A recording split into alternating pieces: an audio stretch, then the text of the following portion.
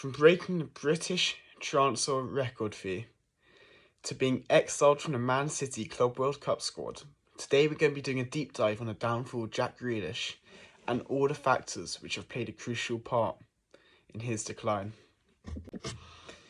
In September, Jack Grealish will turn 30 years old, and his future is certainly uncertain. Now, this season, in the 24-25 season, he only played 1,519 minutes, out of a possible 4,950, only missing 2 games due to a hip injury.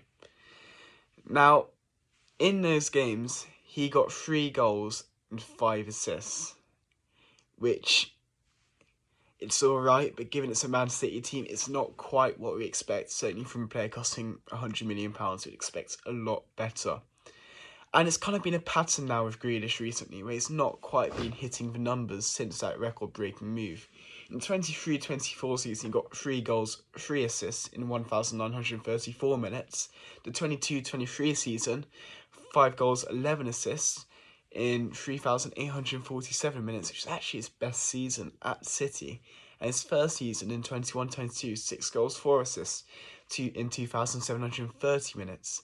And it's pretty much safe to say this move has been massively underwhelming. And we're starting to see a pattern with these big £100 million moves, where they very rarely actually work out. But let's look back at his time at Aston Villa. Aston Villa, Jack Grealish came through the academy and he already had the hype, but in the Championship was where he actually proved he was a very, very capable performer. And he came into the Premier League when Aston Villa were promoted with the expectation he'd do well, but he wouldn't quite take it in his stride like he did. In the 19-20 season, he got 10 goals and 8 assists in 3,550 minutes. These are pretty remarkable stats considering Dean Smith's Aston Villa side at the time were fighting relegation and actually almost got relegated. And Jack Grealish was the only real shining light. That summer, he did actually get a move. However, the following year, he did to Man City after his incredible 2020-21 season, where he got 7 goals and 12 assists in 2,275 minutes, so over 1,250 minutes less, and getting more goal contributions. Jack Grealish played a really free-flowing role, where he'd be either used as a number 10 or a left winger, but he was the freedom. He had the freedom. He could do what he wanted in that Villa side because it all went through him. He was a star. At City, it didn't quite pan out that way. Now, Man City have an abundance of options out on the flanks. They now have the likes of Ryan Cherky, Oscar Bob, Phil Foden, Jamie Doku, Savinho, and then Omar Marmoush can play there. Bernardo Silva can play there. I already said Foden. But yeah, there is a lot of talent on those City wide areas. And that does kind of leave Jack Grealish not really having a spot in the team. Now, in the 24-25 season, Jack Grealish in the Premier League, played 774 minutes and he only registered 15 shots and only 5 of those were on target. So his creative numbers weren't great. He only created 2 big chances and he got 1 goal, 1 assist in these 20 Premier League appearances. He had an XG of 1.52, so he did underperform it as well. I do remember there was one tap-in, I can't remember who it was against, but I do remember he did miss one. And his dribbles per 90 were only 0.7, which, if you know Jack Grealish from his time at Villa, that is not him. Normally this guy is taking on anyone he can. Now, his best season at Man City was in the Premier League was the 22-23 season.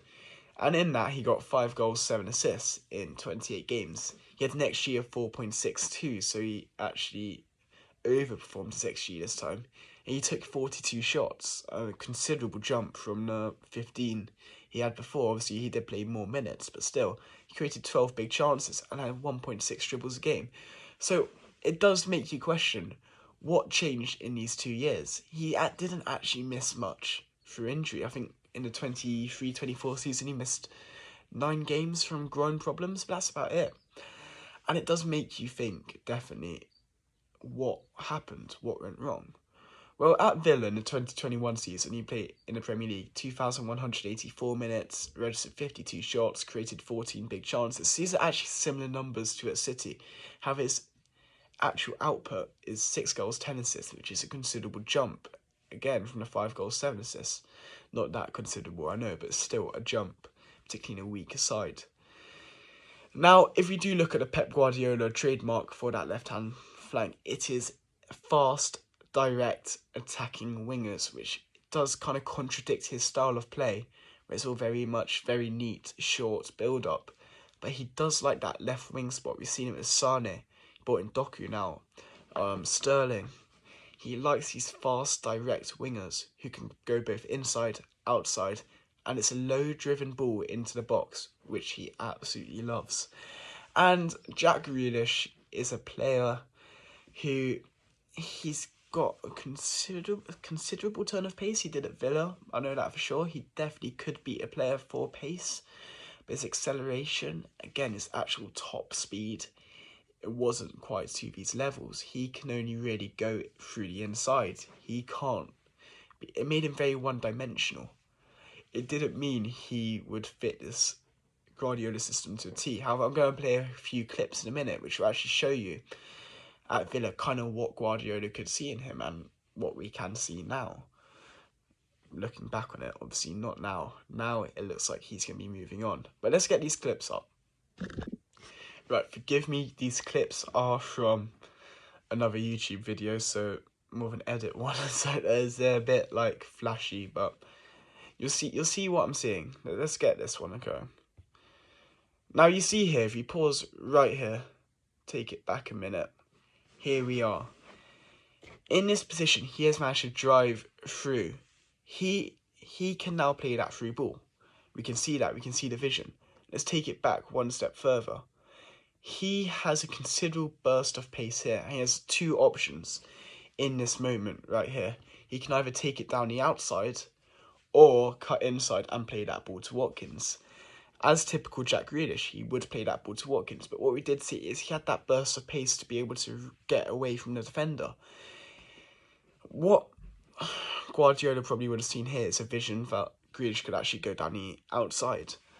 But he doesn't in the end at City. But it is interesting because he does have two options here. And he does go for the inside. Like, we're going to start noticing a theme. Let's go on to the next video. Now, in this video, again, let's take it back. Sorry, forgive me. Here.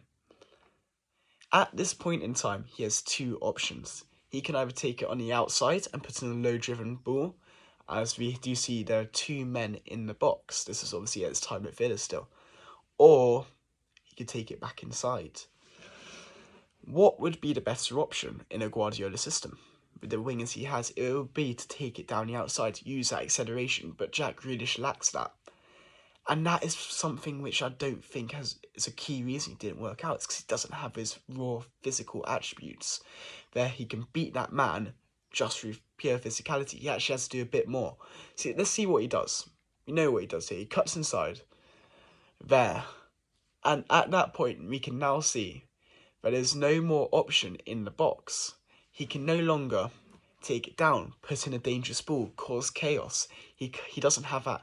His only option now is to actually set it back, which you see he does here, and the chance is gone. Well, not gone, but that one split counter fast attack over, slowed down. We're going to see it again here.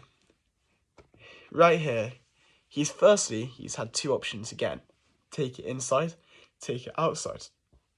What would be the more dangerous option? Probably to take it down the outside and put in a low-driven ball, and that would just cause confusion amongst the defence. As well as we know, a ball in the box, anything can happen. But instead, he takes it inside. And if we look at this frame here, he now has to set it back. He has to go backwards. He can't actually go forwards. And there's, again, a split chance. That moment of chaos, confusion, is gone. It's eradicated. And is there one more? No, there's no more clips. But that is from Jack Grealish's time at Villa there. And it does show. If Pep could have got him taking down a player on the outside, improving that area of his game, we could have had a different Grealish. Now, it is really frustrating because he's so good at Villa. But yeah, I don't think it was a questionable signing, really, wasn't it? Right, now we're going to look at Sane, Doku, and see what they would do. See what they are good at, their strengths. Sane obviously thrived in the Pep Guardiola system. We're yet to see the best of Doku. However, Doku is a player Pep likes and signed for a reason, because he does have those raw abilities which City feed upon. See, right here, we now have Jamie Doku receiving the ball. Let's get the video going. At this point, it looks like he can only go inside, and that is something Grealish is good at. He's good at going inside, playing that ball. However, what Doku can also do is this. Use that strength and acceleration. If we look here, he just turns away. And the defender's out the game. And now he has the option to go inside, outside. And that shows his raw, pure ability. This is another clip of Doku, similar to situations you typically see Grealish in, and particularly in his other two clips as well, where he's got a fullback isolated 1-on-1, two options, inside or outside. Now Doku, what's his strength? Pace. And right here, he's now got the defender square. He can now take him easily, take him inside, have it as a defender, he goes into traffic. And again, it slows down the attack. The chance is gone. Or he could take it outside, beat the man, puts the ball in the box, as we see here. Just this, again, causes confusion, causes chaos, and that causes opportunities in the box. Doku had the option to go both ways. He was adaptable. Grealish, however, no. Grealish actually ended up becoming a system player in Pep's system. He was kind of coached out of what made him great. What made him great was his flair, his technicality, his skill. And he wasn't able to show that at City, and that was a big reason why it hasn't worked out at all. Because he's just not... Physically, he's not world class. Technically, he was. Maybe he is still. It is a mystery because he doesn't play often. And he wasn't allowed to express those technical qualities. Now we're going to look at Sane and see what he did. Because he is if you think of a left winger which thrived under Pep, obviously you got Sterling. But Sane is the real blueprint of a Pep Guardiola left winger. Right. So here you can see Sane. The ball's been played through by David Silva. He now has the fullback, the right back, isolated 1-on-1. That is what we love to see. Now, if you play the clip, it's just that one touch, that one bit of pace, that one bit of acceleration, that extra yard on the fullback, and it's created a fantastic chance. And obviously Sane has the ability to finish. But it's just those pure physical raw abilities which makes it just so... It makes it perfect for the system because you've got these midfielders capable of playing these balls. Ryan Cherky now in the frame. He is someone I'm excited to see. Now, if we look at another clip of Sane here. Oh, that's Doku. Here we are. Again, it's a similar situation. Sane is able to make these runs in behind because he's faster, quicker, more intelligent. He can get in behind. And again, it creates chances. Let's look here. The ball's been played through. He's faster. He's got that extra yard. He's now got the time and space to finish. Grealish does not do that. He doesn't run forward. He doesn't make those runs in behind. And ultimately, it's another reason why it's failed. And Sane, of course, tucks that away. Right. Let's get into kind of positioning. It's the final part of the video now, where we're just going to look at the general structure of Man City. Firstly, how I think they'll set up, how they have set up with Grealish in, and how I think they'll set up next season, and why it doesn't really work for Jack Grealish. Right, sorry if I was looking to the side a lot. I actually swear I did have the camera up, well, the clips up. Now I've got my kind of tactics board below me, so I'm going to be looking down a lot now. But, right, so Man City typically set up with a to, well, it's actually, no, it's more of a 4-3-3, but one kind of attacking midfielder, one of these two, so it's got a pivot, two there, one in attack always ends up there, and you end up with a double pivot. So, shit recording, yeah. So, in this system, Man City would play out the back. Let me try and add a ball.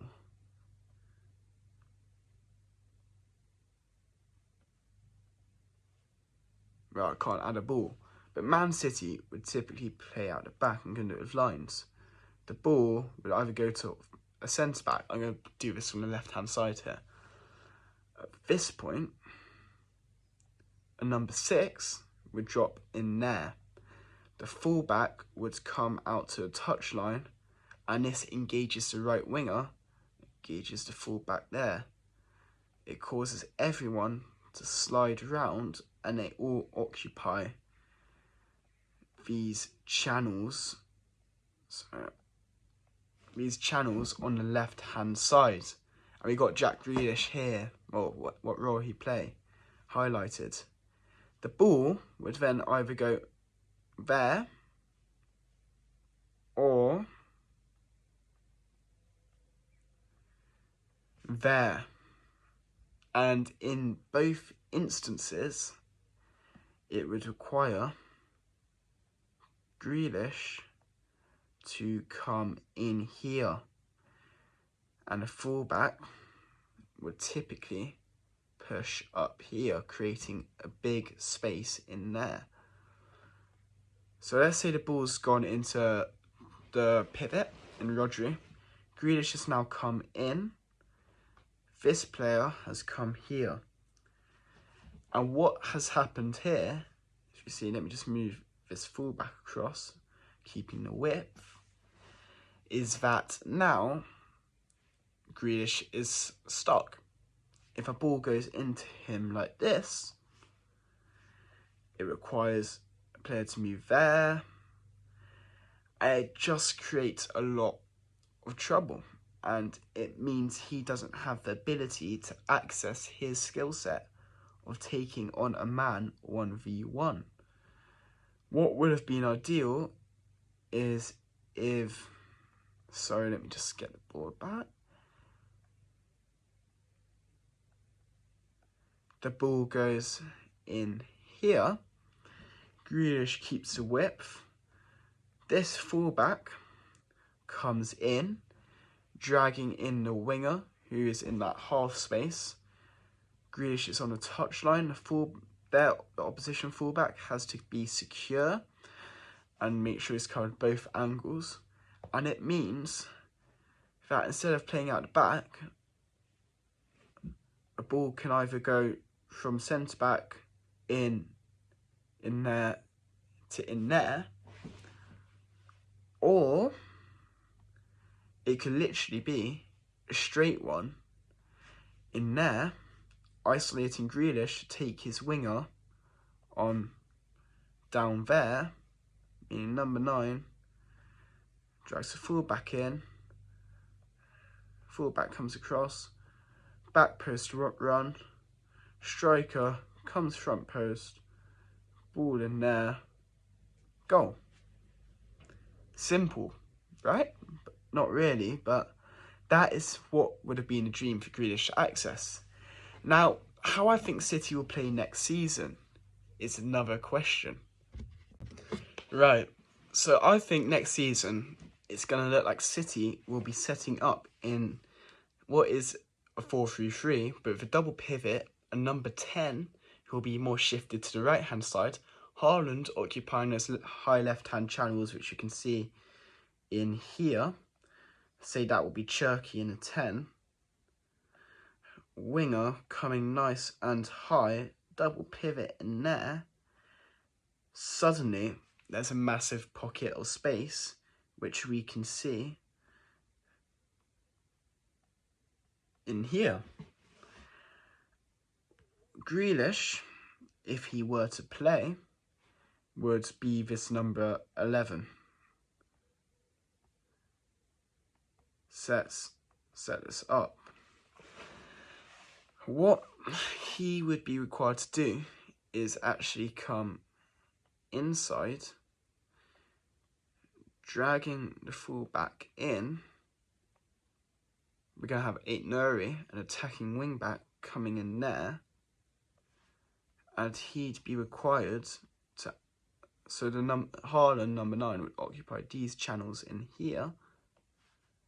So it sends back goal side, and it would require grealish, or the left winger, to come and sit or go into the box if a ball's whipped in from the left-hand side. Obviously, what Grealish should rather do is receive the ball in this zone there and be able to take on a player. And what this number 11 skill set really falls down to, a player who I could really highlight for it, would be Omar Mamouche. I wouldn't actually say it suits the Doku's, the Savinhos. I'd actually say it suits more Mamouche, Phil Foden. But it just wouldn't suit Grealish at all. He wouldn't be able to take on a player. He'd either have to go down there or be a fox in the box in this region. He's not got the athleticism as well to burst into the box. But that is a deep dive on Jack Grealish. I really do thank you for watching. If you have watched the whole video, please do like and subscribe. I'll be back with Will for the next video. I decided to do this on my own because I was bored. Bye.